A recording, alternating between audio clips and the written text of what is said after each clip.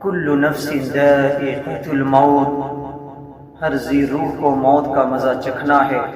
وَإِنَّمَا تُوَفَّوْنَ أُجُورَكُمْ يَوْمَ الْقِيَامَةِ، اور اعمال کا پورا پورا بدلہ قیامت میں ہی ملے گا۔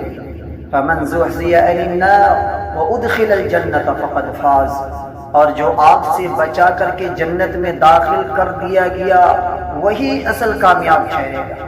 وَمَا الْحَيَاةُ الدُّنْيَا إِلَّا مَتَاعُ الْغُرُورِ، اور یہ دنیا کی زندگی دھوکے کے سامان کے سوا کچھ بھی نہیں ہے۔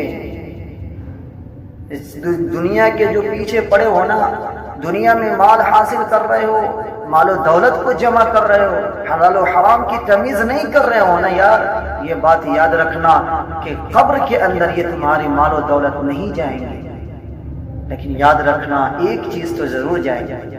وہ کیا؟ کہ جس مال کو جمع کرنے کے لیے تم گناہ کر رہے ہو نا، جس دولت کو جمع کرنے کے لیے جس گناہ میں حرام میں ملوث ہونا، وہ گناہ تو تمہارے ساتھ قبر میں جائیں گے۔ اس لیے میرے بھائیو، مال بھی جمع کرو تو حلال طریقے سے، مال کو خرچ بھی کرو تو حلال طریقے سے۔